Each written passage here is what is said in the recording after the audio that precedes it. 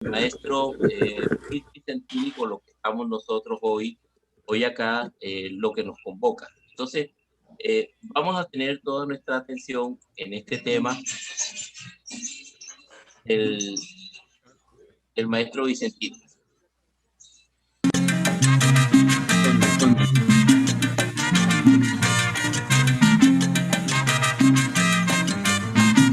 Bonito repetirlos, qué bonitos los nombres de las calles de mi tierra. Con flores de cariño, los poetas los dejaron escritos en la arena. Y para celebrar total bautizo con agua natural del Magdalena, pusieron por padrinos y madrinas lindo mata ratones y palmeras. Las flores, topacio y primavera, la luz, limón, felicidad, paraíso con la de manga de oro, el roble divi e igualdad.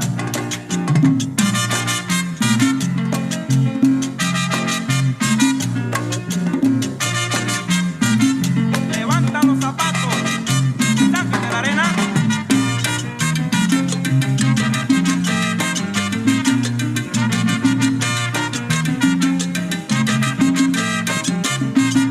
Ahora se les nombra diferente, con número y señal exactamente, pero mi corazón, tal como entonces, le llama con amor secretamente. Las flores, topacio y primavera, la luz, limón, felicidad, paraíso con la de manga de oro, el roble divi e igualdad. Y el piano dice: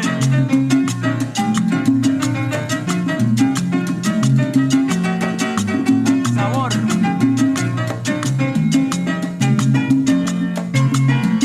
Vaya beat.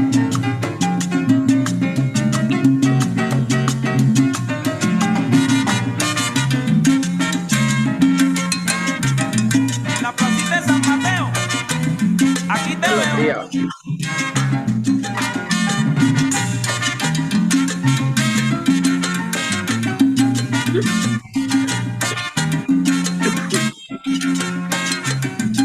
Las flores, topacio y primavera, la luz, limón, felicidad, paraíso con la de manga de oro, el roble divi e igualdad.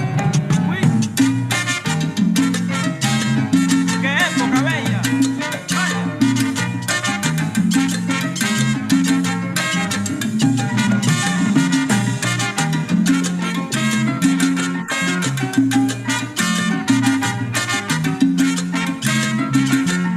Ay, ay, ay, ay, ay, ay. Bueno,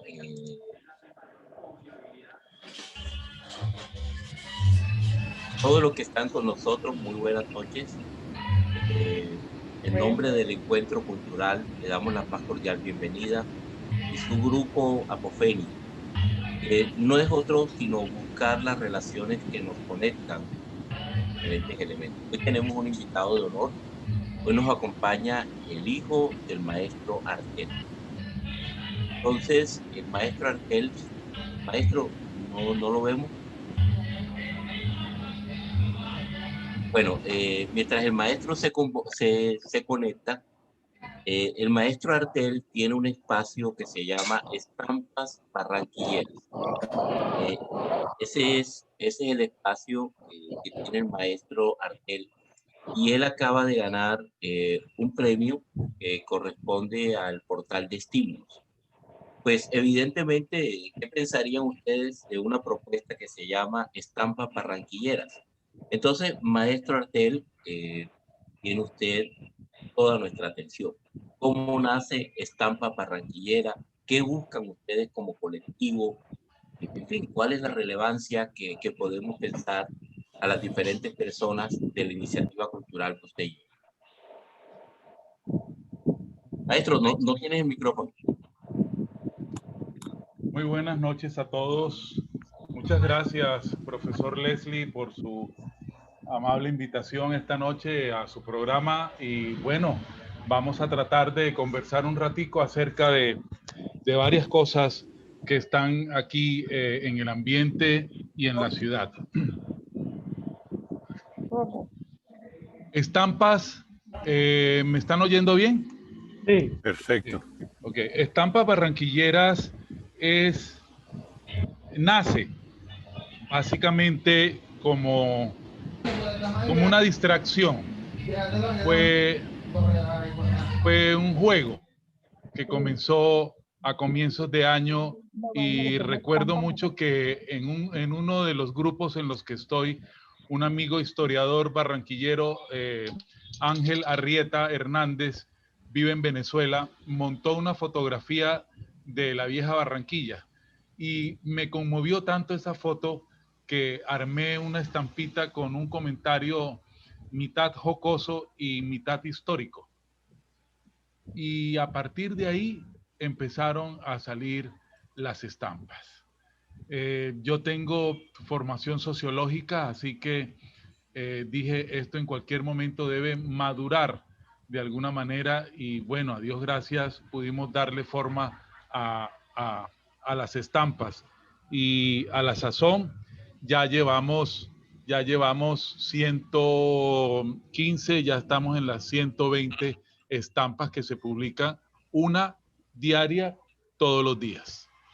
Así que Estampas Barranquilleras, luego de presentarse como un juego que se pasaba al comienzo por el WhatsApp y ya hoy estamos en Instagram y en varias redes sociales, comenzó a configurarse como una propuesta pedagógica para la ciudad, una propuesta en la cual nosotros le estamos apostando a que las nuevas generaciones vean en cómo se conformó esta ciudad tan llena de historia, cómo creció esta ciudad, cómo hubo personas que con sentimiento cívico construyeron todo un andamiaje para que Barranquilla en la primera década del siglo XX, en la primera mitad del siglo XX,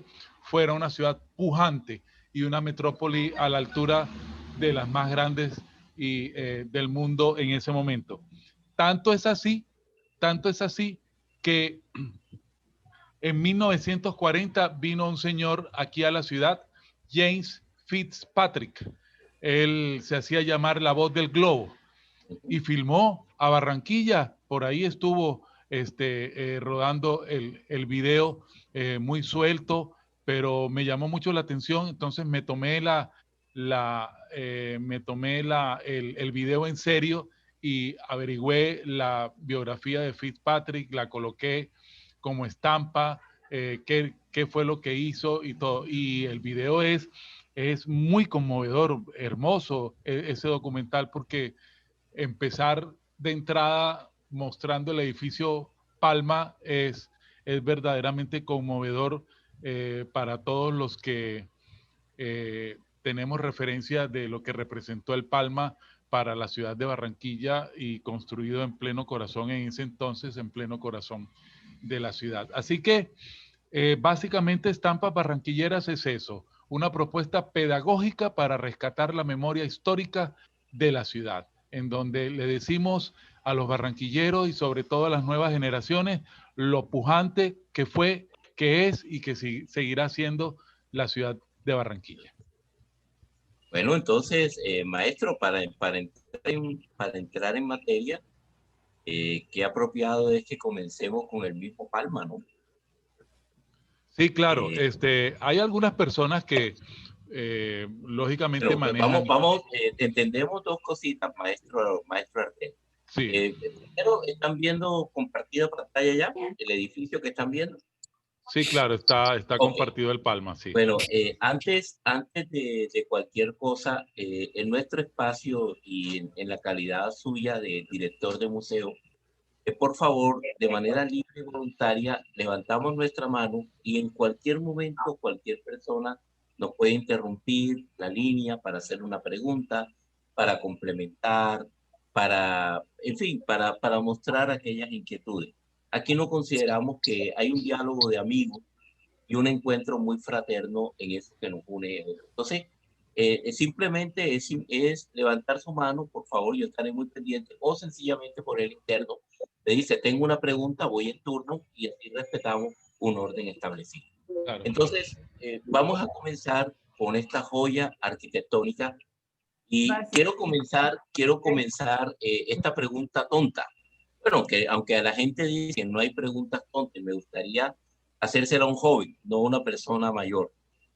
¿Alguien sabe qué edificio queda ahí ahora, donde ustedes, en la foto que ustedes están viendo? Es decir, en esta foto que estamos viendo, ¿qué hay actualmente? Nos encantaría que alguien del público joven nos dijera qué hay ahora. Inseminación artificial no consentida. La pena que paga una mujer por la práctica ilegal de un aborto está entre 16 a 50. ¿Alguien del auditorio sabe, por favor, qué hay ahora donde está eso?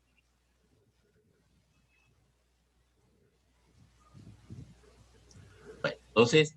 el llamado Nelly, el llamado edificio del banco ganadero.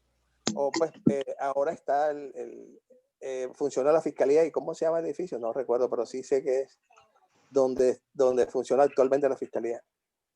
Ok, entonces ahorita buscamos para hacer el cruce, maestro Álvaro, qué prestigio tener un hombre de sus quilates académicos e intelectuales en este espacio que siempre es su casa.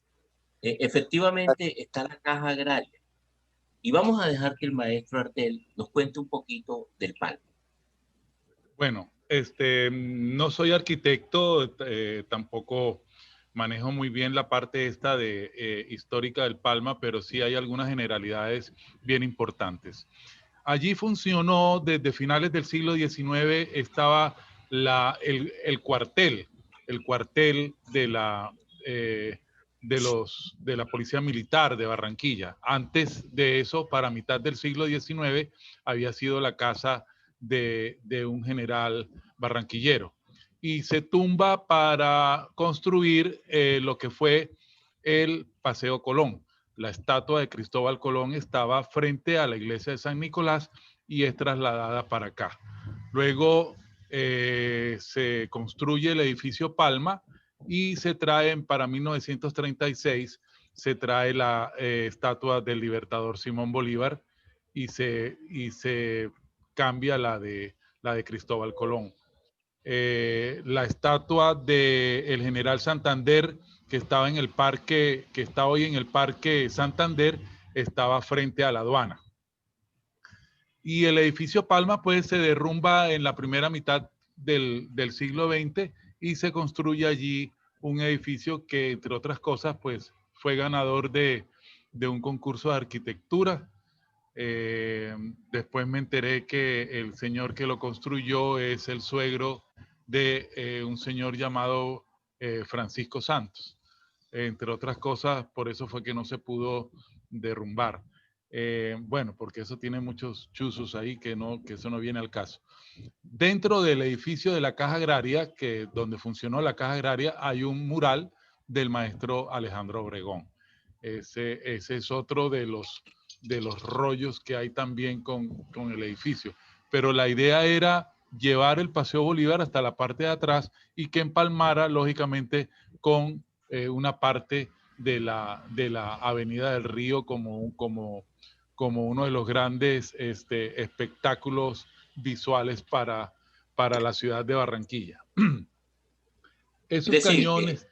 sí, dígame. Ahora estamos viendo en pantalla para los jóvenes lo que hay hoy. Esto es lo que hay hoy. Eso es lo que está hoy. Que esto ahora se llama la Torre Mansur. Y esto era lo que había. Y esto era lo que había en el tiempo. Antes. Sí, o sea señor, eso era lo que había antes. Aquí podemos sacar un antes, ya podemos llegar como una especie de conclusión entre lo que había y lo que tenemos ahora. Claro, apostándole tanto al espectáculo visual como arquitectónico, no soy de mirar pues hacia atrás, pero definitivamente el Palma debió estar allí para la posteridad. fue un error derrumbar el edificio Palma. Eso es una belleza arquitectónica sin igual. Los cañones que están hoy en día ahí en el Paseo Bolívar, que podemos ver en la imagen que está compartiendo el profe Leslie, estuvieron en las afueras de Barranquilla, hacia los lados de, del mercado, pero no tuvieron actividad bélica, o sea, nunca fueron disparados. Esos siempre estuvieron puestos allí como por seguridad, pero nunca fueron disparados. Es más, sí, si alguien tiene una pregunta. Que está ahí atrás. Leslie. Sí, ya vamos a desactivar el sonido. Ok, Isidoro, ¿tienes una pregunta, por favor? Maestro Isidoro. Sí, gracias Leslie. Maestro Artel, muchísimo gusto. Le habla Isidoro Corquí desde la ciudad de Cali. Y yo veo que pues en Barranquilla también han sucedido cosas como las que han pasado en mi ciudad. Aquí en Cali, desafortunadamente, las pocas cuadras que tenían vestigios coloniales, que digamos guardaban de alguna manera la memoria de la ciudad y respetaban esos recuerdos, pues esas cuadras fueron, digamos, esas manzanas que arquitectónicamente tenían un valor, fueron siendo devoradas por el mal llamado progreso. Y veo que, digamos, en Barranquilla les pasó a ustedes, no sé, algunas cosas similares con este episodio que usted me acaba de contar. Sí, señor. Y yo presumo que este no es el único episodio que pueden ustedes haber vivido con el respeto a la memoria arquitectónica de la ciudad. Así es. Yo quisiera que usted me contara un poquito más, digamos, en qué otras partes de Barranquilla se cometieron este tipo de desafueros. Claro, es que voy a contarle algo. Yo vengo haciendo un ejercicio desde hace un tiempo con algunas situaciones históricas y socioculturales de la ciudad, y eso lo hacemos no solo como lectura propia, sino ahora que estamos entretenidos con esta tarea de las estampas barranquilleras, que a propósito pues acabamos de ganarnos un premio con la Secretaría de Cultura en Patrimonio. Vea, maestro Isidoro, para comienzos del siglo XX, está en la ciudad un señor norteamericano llamado Carl Parrish, y él empieza a visionar que Barranquilla puede llegar a ser una ciudad cosmopolita y que puede llegar a ser una ciudad punta de lanza del desarrollo latinoamericano. Y no se equivocó, porque con su visión y con el empuje que le dio y la ayuda que encontró de los cívicos, que eran los industriales y los comerciantes que tenía Barranquilla en ese momento, sus ideas tuvieron muchísimo asidero. Es el señor que construye el Hotel del Prado. Lógicamente trajo a un arquitecto de apellido Higgins a construir el Hotel del Prado, pero es la persona que construye también una de las urbanizaciones más hermosas que tiene esta ciudad al norte, que es el Prado, un barrio, hoy en día un barrio El Prado. Y le voy a decir algo. Él empieza a gestionar lo que es la administración del acueducto de Barranquilla, por ejemplo. Construye el Prado y empieza a visionar también todo lo que tiene que ver con la construcción de las calles y carreras en la ciudad. Y él para la mitad del siglo XX, años 40 más o menos, alcanza a traer de los Estados Unidos a un señor de apellido Halo Peter, que se va a encargar del acueducto, y en efecto lo hace. pero maestro Isidoro, ya están muriendo los cívicos de Barranquilla y los hijos no tienen el mismo pensamiento de los papás. Los hijos están pensando que esta ciudad no tiene por qué, perdón, los... Ya desactivamos. Este lo dejo así, este así. Ahí sí.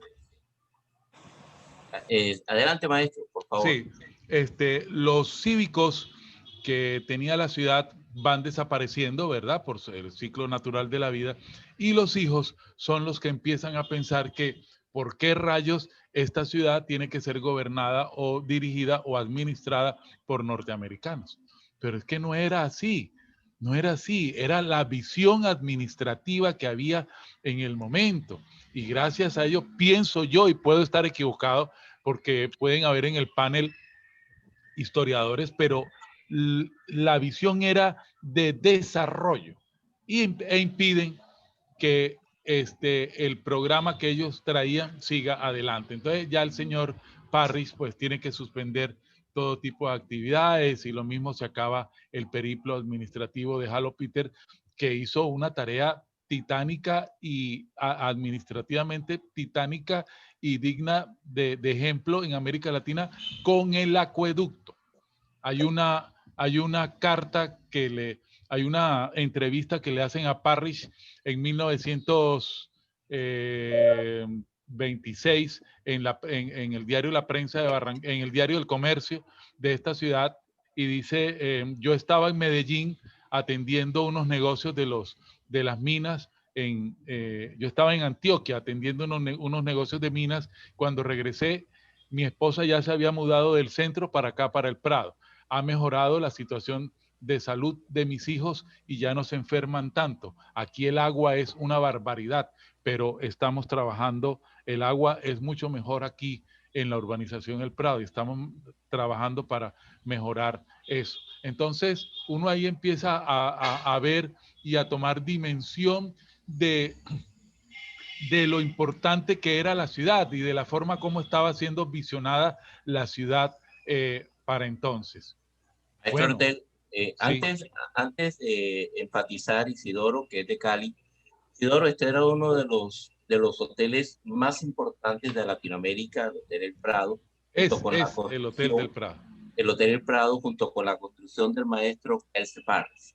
Pero antes de entrar un poquito a lo que nos convoca hoy, que tiene que ver con los cines, y vamos a ver un poquito de la historia. Maestro Gonzalo, su voz autorizada para decirnos, tenemos uno de los críticos de cine más importantes de Colombia, el maestro Gonzalo, pero vamos a hablar desde la parte de infraestructura.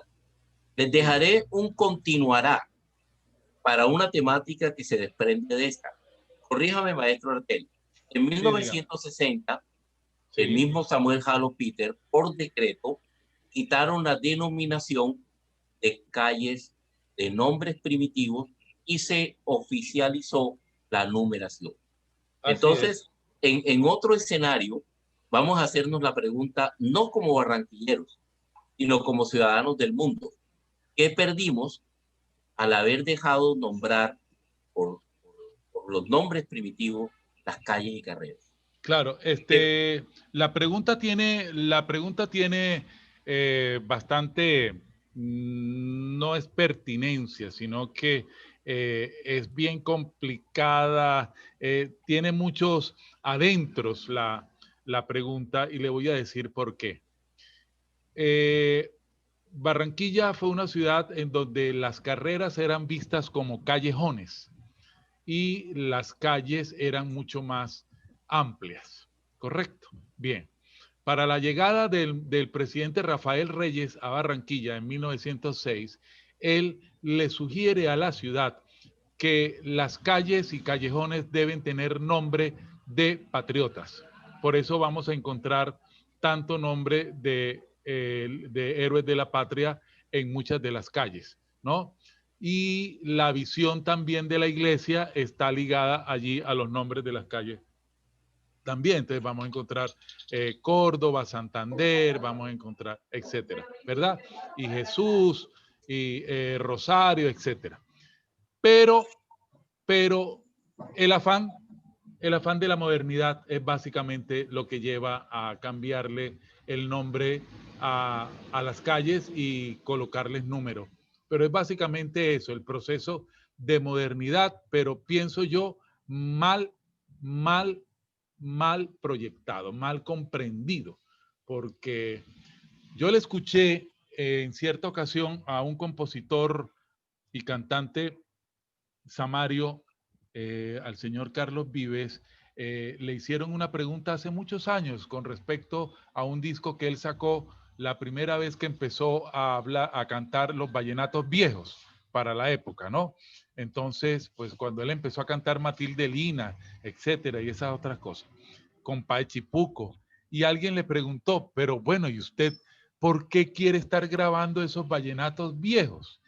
¿Eso qué representa para la modernidad? No, el periodista no lo preguntó así, le quiso decir en términos poco despectivos que por qué estaba reciclando lo viejo. Todos sabemos que en América Latina en estos momentos hay un proceso de posmodernidad. Bueno, y Carlos Vives respondió, lo que pasa es que en la manera, en la medida en que nosotros ahondemos en nuestras raíces, vamos a saber, vamos a descubrir quiénes somos. Y eso es así, no se equivocó. Nosotros tenemos que ahondar en nuestras raíces, nosotros tenemos que ahondar en volvernos primitivos, que fue la palabra que él utilizó, para poder encontrar la respuesta a todas estas situaciones, porque somos una civilización muy joven, profesor Leslie, muy joven. Tenemos apenas 200 años de vida republicana y 500 años de invasión. Así que... Profesor Artel, tenga la gentileza, por favor, ¿con qué escenario empezamos? Ya tenemos el Palma ambientado. Ok. Hablemos del primer teatro que tuvo la ciudad, el Emiliano. Ok, vamos entonces con el Teatro Emiliano, Teatro Municipal Emiliano. Entonces vamos a ver, compartimos con ustedes el mágico sitio de El Emiliano. Entonces vamos a compartir con ustedes y ustedes nos recrean un poquito ese mágico. Ahí está. El Teatro Emiliano. El Teatro Emiliano es realmente... ¿Dónde quedaba ubicado? Antigua, el Teatro Emiliano, sí señor, el Teatro Emiliano estaba en la calle 32 con Cuartel. Estaba ubicado en la calle 32 ¿Qué queda ahora? ¿Qué queda ahora ahí para que ambientemos a nuestros espectadores? 32 con Cuartel. ¿Qué queda ahí? Profesor Leslie, estimados compañeros, ahí no queda nada. Ahí es una bodega. Ahí es una bodega. Esto es una locura cuando usted se mete, cuando nos metemos a mirar el pasado de la ciudad y cómo fue conformado, nos damos cuenta de las locuras que se hicieron aquí para destrozar a nombre del modernismo. Ese fue el Teatro Emiliano. Era muy pequeñito, también, sí, es cierto, era muy pequeñito, tenía una capacidad para 200 personas, únicamente ese era el aforo que él tenía, pero se hizo famoso porque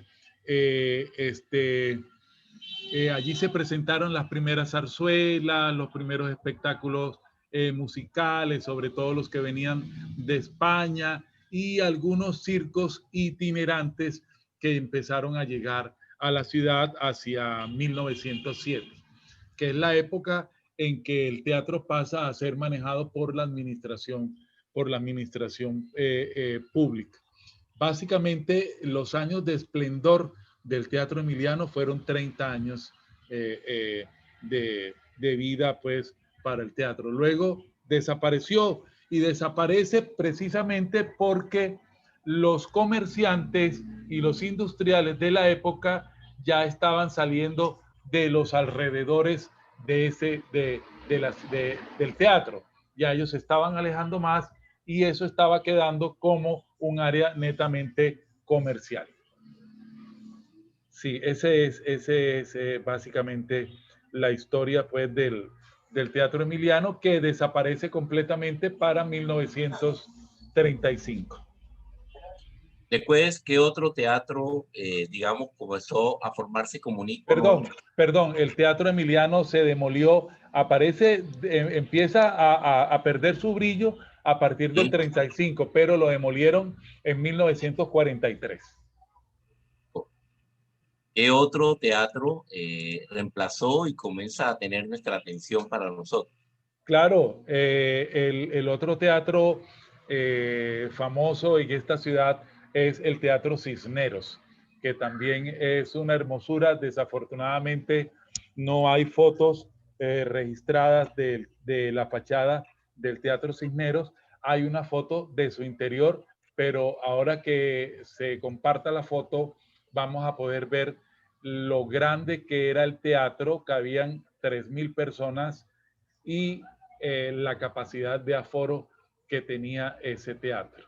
Allí al fondo había pues un dibujo de un automóvil de último modelo de la época, y el teatro tenía el apoyo logístico del Sindicato Nacional de Comercio. Miren ustedes lo grande que era el Teatro Cisneros. Pero antes de hablar del Teatro Cisneros, es que ahí, en ese sitio, funcionó alguna vez el teatro de evento Fraternidad, y era al aire libre. Allí se presentaban los espectáculos circenses, las zarzuelas, el teatro español, etc. Entonces, ya después el general Diego de Castro lo compra y le coloca techo, y el teatro se inaugura el 19 de abril de 1914, ¿verdad? Empezó a funcionar. En este teatro, en 1914, don Floro Manco presentó su primera película. Don Floro Manco es, maestro Isidoro, Floro Manco es para nosotros la persona que funda el cine en esta ciudad. Es el que trae maestro Artel, aprovechemos al maestro Gonzalo, tirémosles esa recta. Maestro Gonzalo, está nuestro maestro Gonzalo Restrepo, y al que es mi profesor, así que bienvenido, profe Gonzalo. No, tienes toda la razón. Floro Manco hace no solo para el Caribe colombiano, sino para toda Colombia, y eso yo lo he sostenido en todos los encuentros sobre cine en Pereira, con los encuentros nacionales de críticos de cine. Floro Manco tiene en ese sentido, sobre los 1914, las películas Carnaval de Barranquilla. El Carnaval de Barranquilla, sí, que se presentó el 17 de diciembre de 1923. Es correcto. Y también, como la primera, según Hernando Salcedo Silva en su libro Historia del Cine Colombiano, tenemos que El Triunfo de la Fe también es, digamos, la primera que se puede enmarcar como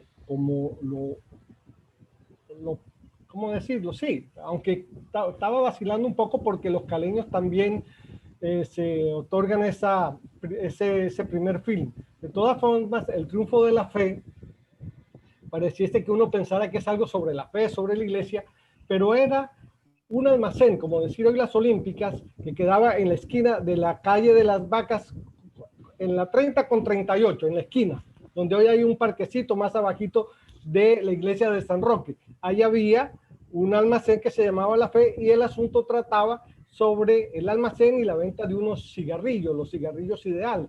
Entonces también podemos decir que es el primer spot publicitario que se hace en Colombia. Sí, muchas cosas así no le gusten a ciertos historiadores del interior del país. Claro, y para hacer una anotación, sí, el día 19 de abril de 1925, en el Teatro Cisneros, se presentó la película Sangre y Arena, en la cual actuó el galán de cine, maestro Gonzalo Restrepo. ¿Tyrone Power? No, Rodolfo Valentino. Rodolfo Valentino. Rodolfo Valentino. Porque hubo varias versiones de la película. Tienes toda la razón. Y ese sitio, ese teatro, igualmente para los días de carnaval, servía como sitio de baile. Sitio de baile. Bien, Vamos con el segundo. Sí, no, quiero terminar, profe Leslie, quiero terminar con una situación histórica ocurrida en el Teatro Cisneros, ya para terminar. La noche del 16 de octubre de 1925 se estaba proyectando la película La Encadenada, una película de acción, y en el teatro estaban dos personajes de la ciudad, el director del diario La Nación, que era el señor Pedro Pastor Consuegra, y un periodista, escritor además, Héctor de Parias. Tenían problemas personales y la persona que está acompañando a Pedro Pastor Consuegra mira a los alrededores del teatro, mira hacia galería o balcón y ve allí al señor de Parias y le dice al oído a Pedro Pastor Consuegra, mira, ve quién está ahí en platea, o no, perdón, en los balcones, y lo ve y el señor se levanta y va hasta donde él, se forma una discusión y hay varios disparos. Esa noche muere el señor Pedro Pastor Consuegra, director del periódico La Nación, aquí en Barranquilla. Para no alargar más la historia, el hijo del señor de Parias, de Héctor Parias Oliver, el hijo, a los 76 años, regresó a Barranquilla y logró en los estrados judiciales ¿cómo se dice?, limpiar la memoria de su papá, demostrando que no había sido el asesino, sino que se había defendido, que había sido en defensa propia, respondiendo a los ataques del director del periódico. Interesante la historia, ¿no? El hijo del señor, casi a los 80 años, logra en los estrados judiciales demostrar que su papá no era un asesino, sino que se defendió de los ataques. Bueno, ¿qué le parece, profesor Gonzalo, si continuamos con el Teatro Colombia? Mira, yo mis 5 primeros, te voy a hacer muy breve. En los 5 primeros años lo viví en Maicao. Mi papá decide como comerciante irse a Barranquilla y es el pionero comerciante de la calle de las Vacas. Y vivíamos en el barrio del Prado, ¿no? Frente a donde vivía don Segundo González, que era una casa como un edificio que fue compadre de mi papá. Y entonces entre mi papá y don Segundo me llevaban al cine. Por ejemplo, con don Segundo González, Jorgito me llevó yo los apunté aquí, Doña Maruja, San Carlos, San Jorge, El Lido. Papá alguna vez me llevó a La Bamba. Y don Segundo González era muy cinéfilo, fíjate, y siempre me llevaba en las tardes, noches a que lo acompañara a ver cine, y mi papá, por supuesto, pues lo permitía. Así que mi primera visión que tengo de niño del Teatro Colombia, Jorgito, es el que quedaba en el centro. No esta imagen que tenemos ahora, por supuesto.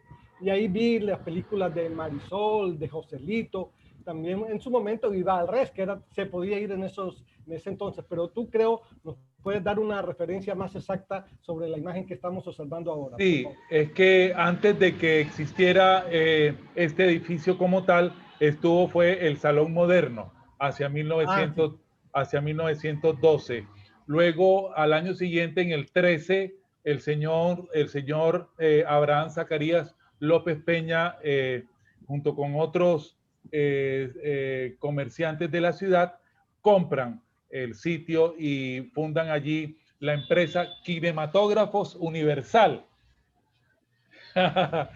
Kinematógrafos Universal, sí, que básicamente pues se considera la empresa pionera, ¿no? Del cine en la ciudad y del cine en Colombia, pues básicamente.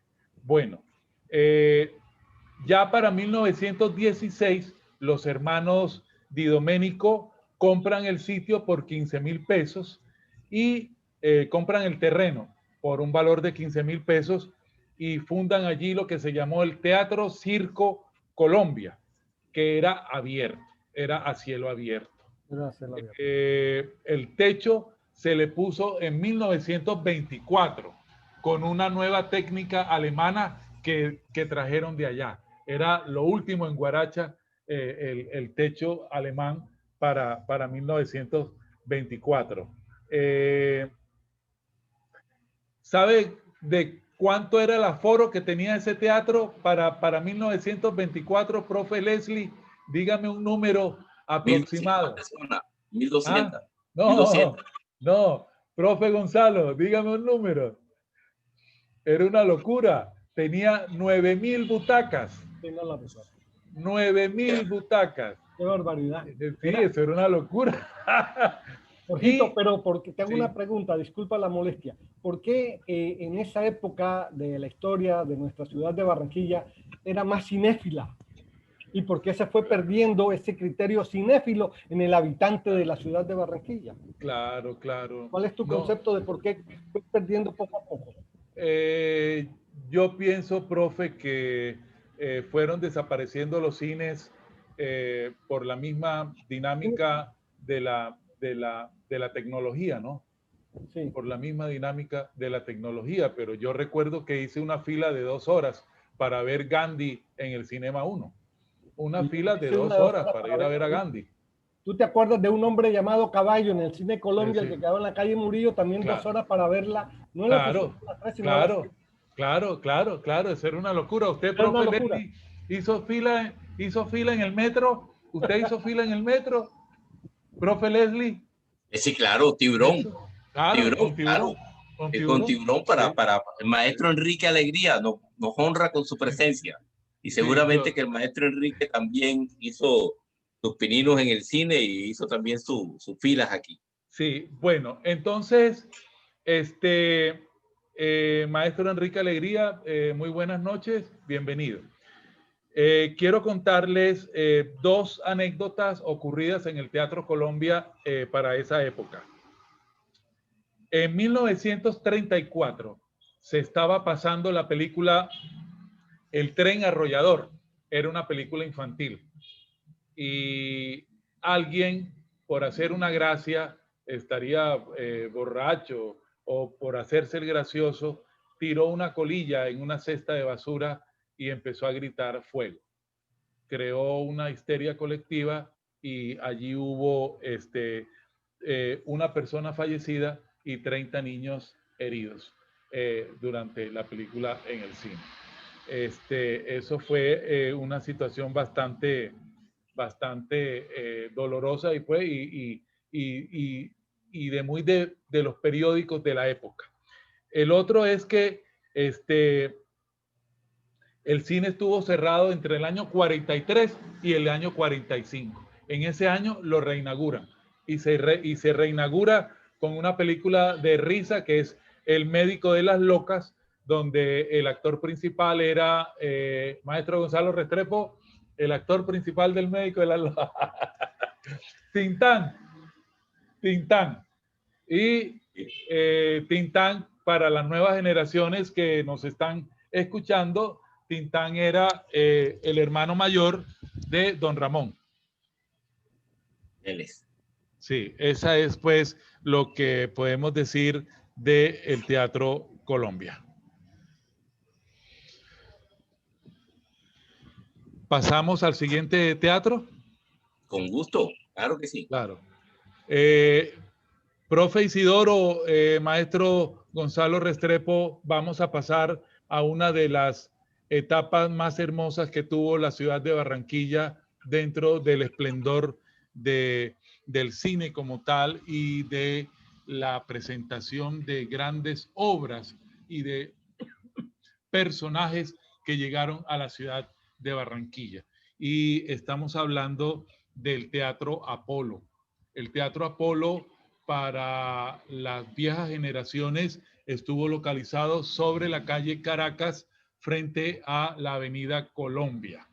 A los muchachos les decimos pues que estuvo sobre la calle 53 con carrera 54, mirando hacia la carrera 54.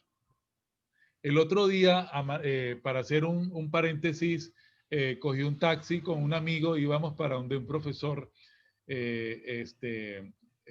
un gran amigo, y yo le dije a Marrugo, a Javier Marrugo, un escritor, le dije, no le vayas a decir nada del taxi, ¿para dónde vamos? Déjamelo a mí. Y cuando nos subimos, le dije, por favor, llévenos a Líbano con Cartagena. Y se quedó así, volteó y nos dice, no, pues ya me acaban de momificar. No, debe a la carrera 45 con la calle 63. Bien. El Teatro Apolo fue un teatro muy hermoso, realmente muy bien diseñado. Se inauguró el 28 de junio de 1930 con una película que se llamó La Máscara de Hierro y estuvo protagonizada por Douglas Fairbanks. A él hacía siempre papeles de intrépido. Uno de los papeles que interpretó fue en alguna película El Ladrón de Bagdad y otra película fue El Gaucho. Bueno, yo quisiera resaltar 3 eventos importantes que se dieron en el Teatro Apolo. El primero fue que para diciembre de 1938 llega allí el Ballet Infantil de Viena y se presentaron en la ciudad de Barranquilla. El alcalde de la época, el señor Julio Montes, organizó también unas presentaciones gratuitas para niños y otras para obreros. Conversando, queridos espectadores, conversando con el maestro José Nieto, que vive en Holanda, me decía que en alguna ocasión, cuando fueron a sacar los restos del señor Julio Montes, que había sido alcalde, pues encontraron que estaba boca abajo. Lo habían enterrado vivo, sufría de catalepsia. Entonces ahí se dieron cuenta pues de la equivocación que habían tenido. Y entre los años 43 y 44, bajo los auspicios del Centro Artístico.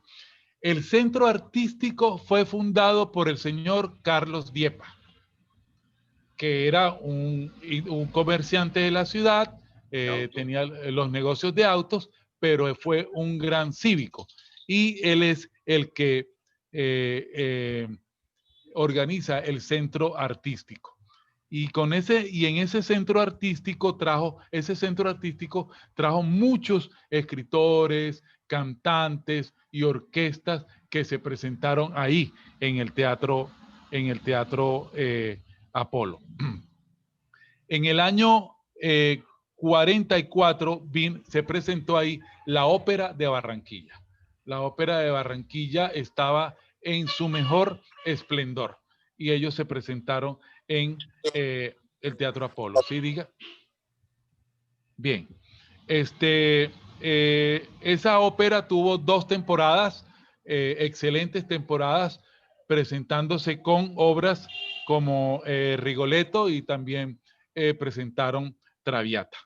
Bueno. El teatro fue demolido en el año 45. En 1945 llegó a tener un aforo para 1.500 personas. En el año 45 lo destruyen en el año 45 y el 28 de mayo de 1949 nace el Cine Metro, que ya conoció pues nuestra generación. Ahí nació el 28 de mayo. El 28 de mayo de 1949, el Centro Artístico presenta a nada más y nada menos que a Yehudi Menuhin en el Teatro Apolo. El violinista, el niño genio del violín, estuvo aquí en Barranquilla para 1949. Yo estuve en alguna ocasión conversando con la poetisa Meira del Mar, y Meira del Mar me cuenta que fue una de las jovencitas que hacía parte del grupo de jóvenes que dirigían las actividades culturales organizadas por el Centro Artístico. Entonces, ellos son los encargados de traer al señor Menuhin a la ciudad. Bien. Menuhin estuvo acompañado por el pianista George Van Renis, ¿no? Fue el que lo acompañó al piano. El precio de la taquilla para los no afiliados, 10 pesos. El precio de la taquilla para los afiliados al centro artístico, 5 pesos. Y era considerada carísima para la época. Bien, es lo que tengo que decir sobre el Teatro Apolo. No sé, el profesor Gonzalo Restrepo. No, perfecto. Creo que ese es un apunte historiográfico muy importante, así que encantado de escuchar toda esa compilación de la historia de las salas de cine, Jorgito. Bueno, muy bien. ¿Qué te parece, profe Leslie, si continuamos con el Teatro Rex? Bueno, el Teatro Rex, digamos lo siguiente, queda para nosotros una profunda preocupación. ¿En qué momento un templo como se volvió un sitio pornográfico?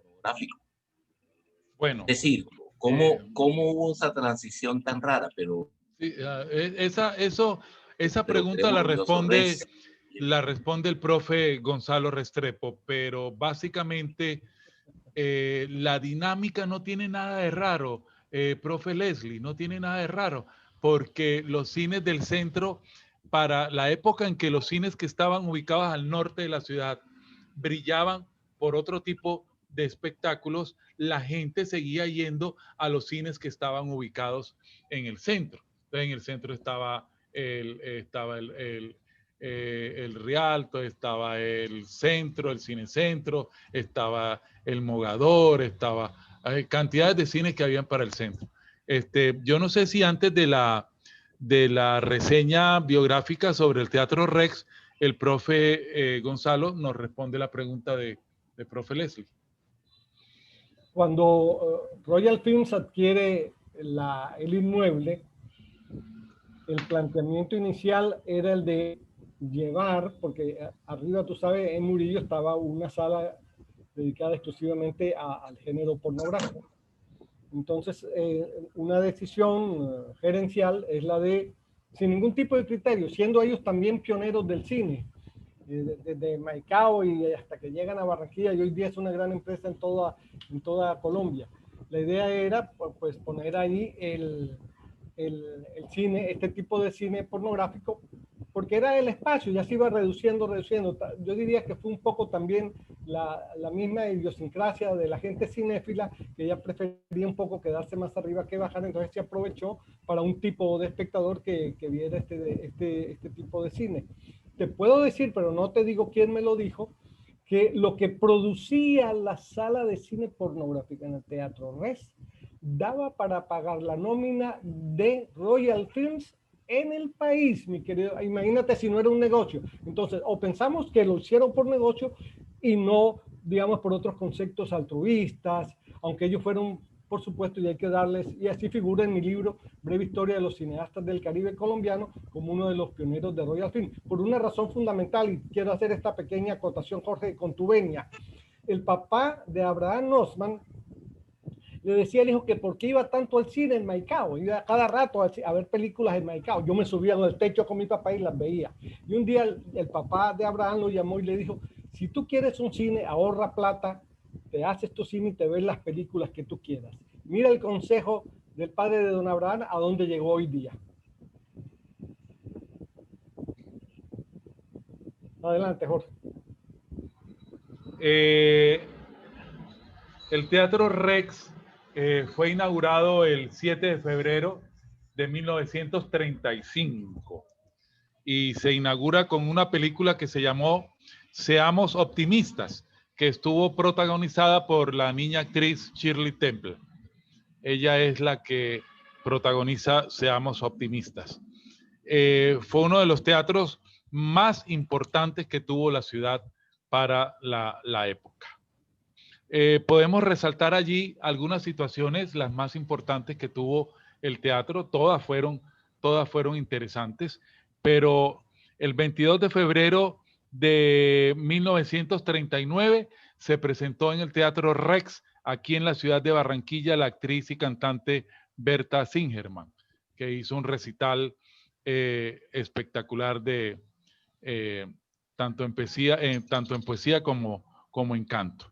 Bien, también el 26 de abril de 1939 estuvo el barítono español mexicano Juan Pulido, ¿verdad?, con su esposa Dalia Iñiguez, y cantaron con su grupo durante toda la noche. Tuvieron un impasse, y es que ellos habían llegado una semana atrás ya a la ciudad, pero fue que un día antes de presentarse el grupo en el Teatro Rex, falleció de un infarto el pianista de la agrupación. Y entonces imagínense, eso trastocó pues toda la actividad. Y en agosto de 1939 se presentó la orquesta cubana Casino La Playa, quienes vinieron pues a la ciudad. Estaba Miguelito Valdés, que era uno de sus cantantes, y resulta que ellos se presentaron en la mañana, y como tenían un compromiso en la tarde, como tenían un compromiso en el Club Barranquilla, que quedaba ahí a unas cuantas cuadras, el regalo que le hizo a la ciudad la orquesta fue salir del Teatro Rex cantando hasta el Club Barranquilla, tocando por toda la calle Jesús. Así que hicieron pues la oración a la ciudad. Por toda la calle Jesús salieron, de la puerta del Teatro Rex, que la estamos viendo ahí, pues es la calle 37 o calle Jesús, hasta las instalaciones del Club Barranquilla, que era el club pues highlight de la época, ¿no? Y se fueron tocando en ese momento. Sí, señor. Es lo que tengo que decir del Teatro Rex. No sé si el profe Gonzalo tenga alguna anotación. No, me parece que muy sucinta y muy enriquecedora esas experiencias y esas anécdotas, Jorge. Sí, si les parece bien, dígame. Maestro Ardel, el tema es, son las 7:30 en punto. Es una costumbre nuestra. Sí, señor. Siempre en nuestro auditorio nos proponemos a un segundo encuentro donde vamos a continuar con Murillo, vamos a continuar con el glorioso Colón, y vamos a continuar un poquito con el tema de nuestras calles y carreras y sus nombres primitivos. Maestro Álvaro Suescún, qué privilegio tenerlo acá en este cuadro de honor, como siempre, Álvaro. Gracias por tu compañía. Pero dejamos de pronto para la segunda parte también otra pregunta. En la segunda parte vamos a tener un concurso sobre los nombres de las calles y carreras de Barranquilla, y vamos a estar un poquito aquí remembrando nuestro pasado. Claro. Pero veo aquí caras como la suya, veo aquí caras como la de Gonzalo, como la del maestro Enrique y la del mismo Álvaro. Los dos Álvaro, Alvarito el bueno que estoy viendo aquí, y Alvarito el del río, que estamos viendo por allá. ¿A qué conclusión llegamos? La conclusión que estamos llegando es a la siguiente. Hay una desaparición física de nuestros escenarios. Porque innegablemente, Graciela, qué grata tu presencia en este espacio, y gracias a ti fue con el que iniciamos nuestro tema de apertura sobre las calles de Barranquilla. Pero lo que llegamos es lo siguiente: se ha perdido el Colón, se ha perdido el metro, se ha perdido la Mira de la Rosa, se perdió el Museo Romántico. Hemos perdido escenarios, pero lo bello de ver a Álvaro, lo bello de ver los temas maestros, a Gonzalo, a Enrique, al mismo Isidoro, es que en Barranquilla no hemos perdido el hacer cultura de manera individual. Aunque de pronto hemos perdido los espacios físicos, porque innegablemente no tenemos estos referentes. Pero Barranquilla podemos adaptarnos, incluso Miguel Iriarte, que no pudo estar presente, pero cuando vemos la obra majestuosa que se hace desde la Biblioteca Piloto, o cuando vemos la misma iniciativa que hacía nuestro siempre honorable Rafael Bassi La Barrera. Así que ahí nos preguntamos nosotros, ¿qué pasa con las nuevas generaciones y sus dinámicas del cine? Estos interrogantes son los que nos proponemos en la segunda parte de este encuentro de Calles y Callejones de Barranquilla. A todos los que estuvieron con nosotros esta noche, maestro Ardel, qué privilegio haber estado con el encuentro cultural cultural y deseamos sus palabras de cierre para este grato encuentro. Bueno, muy bien.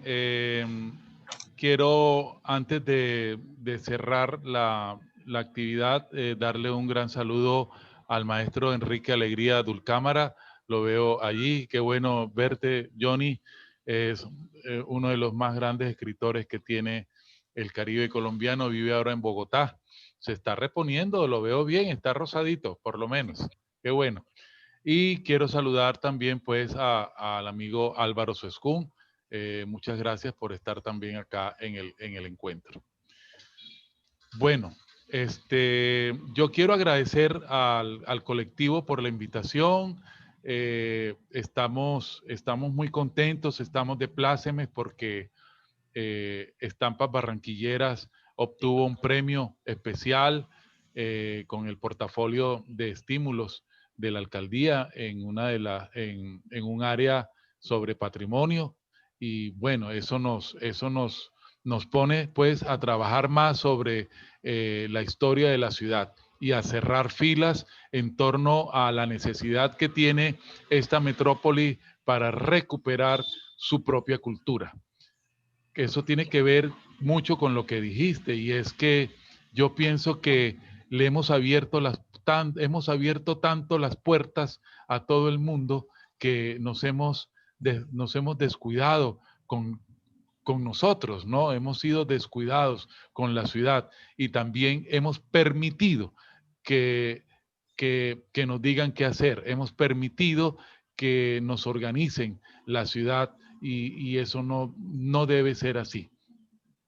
La labor está en la escuela, la labor está en los colegios, la labor está en cada esquina de los barrios, de las ciudades, de las comunidades, haciendo énfasis en la cultura popular y haciendo énfasis en el rescate de todas las tradiciones nuestras que tienen que ver con el desarrollo y la proyección de esta ciudad que ha sido siempre una ciudad pujante y que lo seguirá siendo, no solo en el área del cine.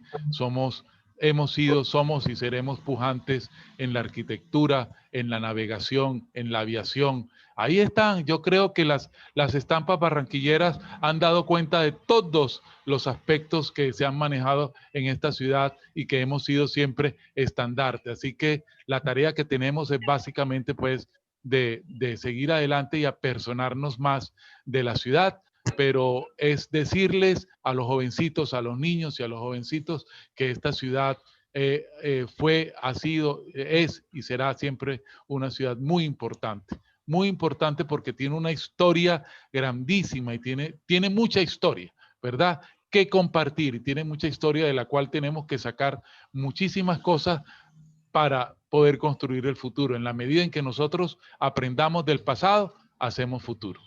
Muchísimas gracias, supuesto, profesor Leslie.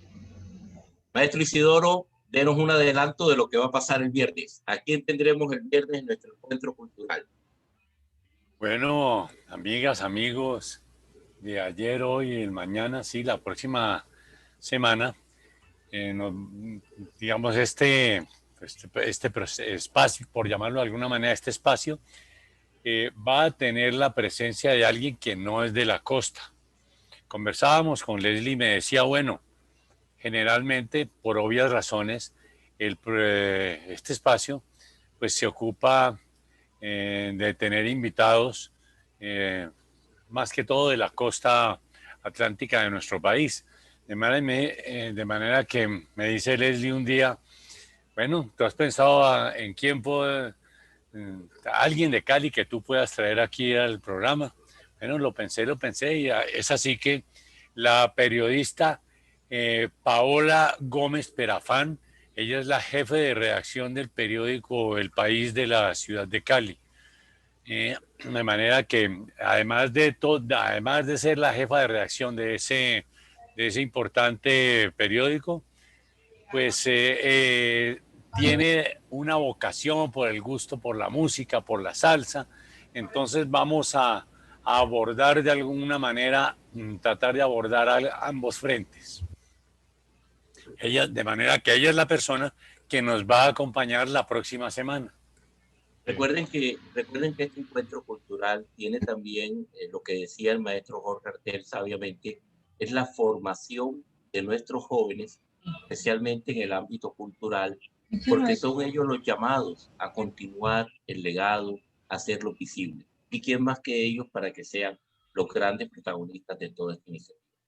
Maestro Artel, nuevamente regocijado por Estampa Barranquillera, y estaremos ampliando en la segunda entrega, cuando veamos la parte de nuestras calles y callejones, entrega 2, seguramente que nos estará deleitando con su exquisita memoria y sus buenas historias. Claro que sí. No, muchísimas gracias a ti y gracias al espaldarazo del profesor Gonzalo Restrepo, que me sentí muy bien acompañado. Isidoro, nos unen grandes lazos de amistad y de cariño con Cali.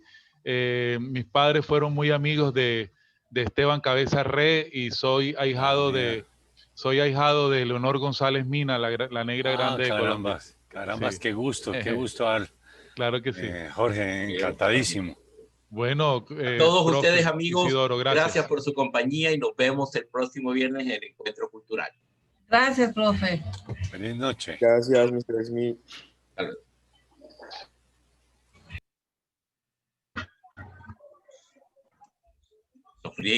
Graciela, te perdiste el toque tuyo. Comenzamos hombre, qué pesar.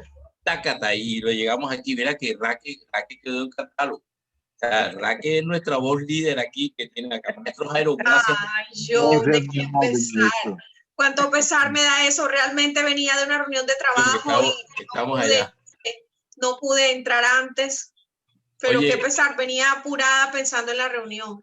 Bueno, pero para la segunda entrega, prométeme que van a comenzar con la canción. Con todo gusto, claro que sí. Álvaro, ve que están, que nos tienen galopando, ¿ah? Así que ya habíamos hecho la amenaza de tu libro con los chicos de periodismo. Así que, Alvarito, por ahí te estaremos cumpliendo la amenaza. Habrá crispeta, había gris. Ok. Hola. Iván desde la penumbra. El tigre en su jaula. Así que Álvaro. Hola, Alvarito. Hola, gusto de verte, Alvarito. Álvaro, qué rico verte. Hola, Graciela. ¿Cómo estás? Hace rato que no te veía, mi cielo. Así es. Es un gusto grande verte. Por ahí de vez en cuando te veo en Facebook. ¿Cómo estás, Leslie? Bien, mijo, bien. Oye, ve que los chicos están muy interesados en el libro. Ya lo estamos galopando. Así que tus caballos ya están dándole bastante que pensar a ellos. Así que ya sabes que estamos UAP para lo que te había dicho de tu tertulia acá con nosotros. Uy, qué bueno. Imperdible. Sí, Álvaro es un narrador de primera. Hombre, por favor. Bueno, chicos, seguimos charlando. Fuerte abrazo. Bueno, dale. Gracias. Un abrazo a todos. Gracias a todos. Bye, bye. Take care.